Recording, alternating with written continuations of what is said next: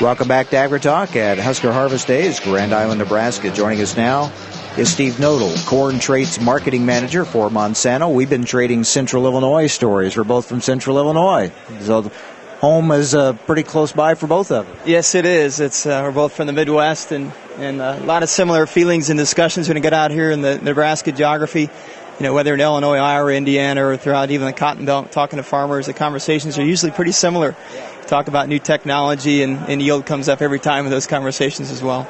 And there's been a lot of talk for several years now about drought-tolerant corn. We're getting there, right? There's been a lot of talk the last several years, and we are getting there. I think industry-wide, I think the industry is making some significant strides in this market, in the dryland market, to offer a product option for farmers to help maybe change that yield curve or maybe stabilize the yield curve. But from a Monsanto perspective, we're looking at pending regulatory approval 2012 from a market introduction perspective. And our approach is a little bit different from a drought perspective. Is we talk about it really from three angles.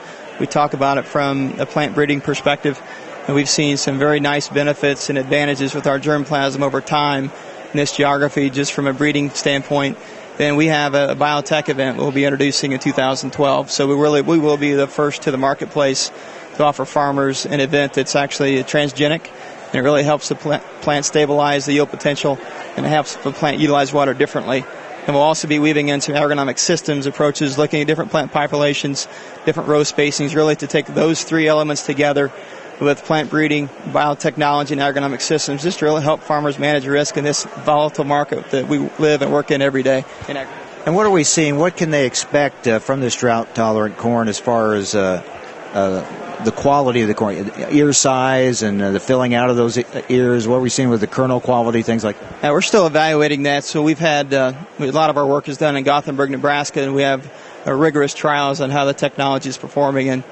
And so far, actually, from this harvest this year, we've got some information where the technology is performing very well.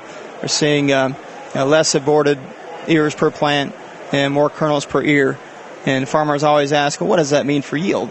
So from a yield perspective, we're still trying to understand the top side and yield potential with it. But if you're in an environment where you have 70 bushel yield per acre, we're looking at reducing that yield loss by around 10 bushel in that range to reduce that yield loss, that number. But again, by 2012, I have a very good handle on what the technology can do. And whenever we find more stress environments, it seems like in certain geographies, wherever the technology is planted, it seems like Mother Nature can find it and we get more rainfall. But we're pretty excited about what's coming.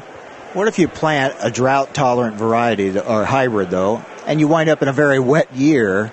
Will the hybrid still perform then? Yeah, the hybrid will perform at its full genetic potential, and that's some data that we absolutely do have as we talk to farmers, even in southeast Nebraska this morning.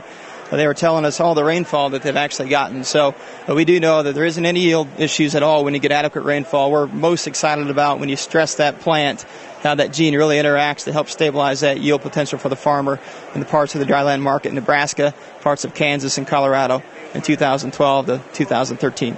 So it's almost here, and we'll be talking a lot more about it as we get closer. Now let's talk a little bit about Refuge in the Bag. So Refuge in the Bag is, we talked to farmers yesterday, and as I'm sure this afternoon, there's two questions that come up. One is, how soon will drought-tolerant corn get here? And the second is, help me make the Refuge a little bit easier. So in 2012, again, pending regulatory approval, we will have a Refuge in the Bag concept available for farmers in the Corn Belt. And the Refuge in the Bag concept, which we're calling Rib Complete, it's the concept where we'll have a 95% blend in the bag. So we truly have a single bag product for farmers. So you can literally fill your planter with a 95.5 and plant and not have to have a separate block Refuge of any kind whatsoever. And we'll also have a, which we call a Genuity VT Double Pro product, which is for environments without rootworm. Or if you're in a first-year corn scenario, we'll have a double stack product with the Refuge in the Bag concept as well, which we'll call Rib Complete. And that will also be a 95.5% blend pending regulatory approvals in 2012. Really simplifying crop planning. Well, it's simplifying planning. Farmers have so many decisions to make every day and so many different things to think about. This is just one element we'll take out of that equation to not have to worry about managing refuge. Farmers today do a very good job of refuge management, because in the past we've been at 20%. Well, now we've actually, as 2010, taken it to 5% in the Corn Belt. So we have Genuity Smart Stacks, which is a product that gives you 5% Refuge, and Genuity VT Double Pro that's 5%. So truly, we're getting closer. And fortunately for Monsanto, we're the first ones to get in that position. But what we're most excited about is the simplicity for the farmer and getting into Refuge in the bag in that 2012 timeline.